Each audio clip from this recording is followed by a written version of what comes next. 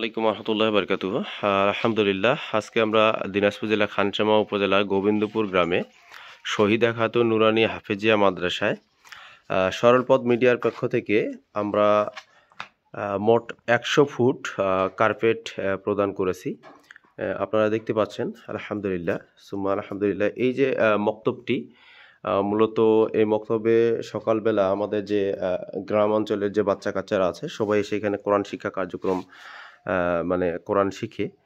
তো বাচ্চাদের খুবই কষ্ট হচ্ছিল, বিশেষ করে আপনাদের আমরা বাইরের বিষয়টা দেখে যে এই যে একেবারে ঘন কুয়াশা, বারান্দাটা দেখেন একদম ভিজে গেছে, টিনের চালা দিয়ে শীত চুয়ে চুয়ে পড়ে ভিজে গেছে। তো এই অবস্থায় আসলে বাচ্চা কাচ্চারা সকালে মক্তব আসাও খুব কষ্টকর বিষয়। তো তারপরও অনেকগুলো বাচ্চা আসছে।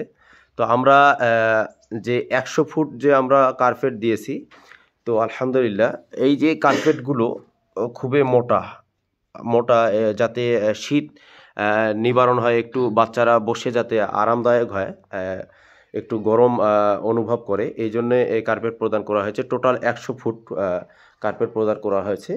তো 20 ফুট করে আছে এটা। এখানে 4টা বিছানো আছে, 4 কুড়ি 80, আর এইখানে একটা আছে, এটা আমরা বারান্দায় আর কি বিছিয়ে দিব। তবে শীতের কারণে আসলে বিছানো সম্ভব হচ্ছে না। তো সরলপথ মিডিয়া এভাবেই কাজ করে যাচ্ছে। আপনারা সবাই সরলপথ মিডিয়ার জন্য দোয়া করবেন, যাতে করে সরলপথ মিডিয়া এভাবে কাজ করে যায় আল্লাহ সন্তুষ্টির উদ্দেশ্যে। তো সর্বোপরি সবাই আমাদের সরলপথ মিডিয়ার জন্য দোয়া করবেন। এই যে বাচ্চা কাচ্চারা আসা শুরু করছে, এখনও আসতেছে। এখন যদিও সকাল 7:35 বাজে, এখনও বাচ্চারা আসতেছে। তো পড়ো পড়ো পড়ো তোরা পড়ো পড়ো পড়ো। তো আলহামদুলিল্লাহ, বাচ্চারা মক্তবে কোরআন শিক্ষা কার্যক্রম শিখে যাতে করে তারা সুন্দর জীবন গড়তে পারে ইসলামের আলোকে, সবাই দোয়া করবেন।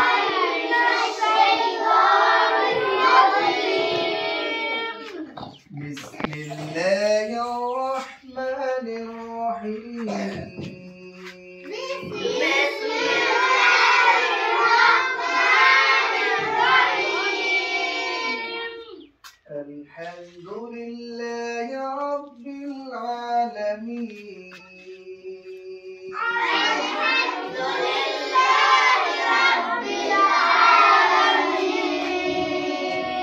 Ar-Rahmanir Rahim.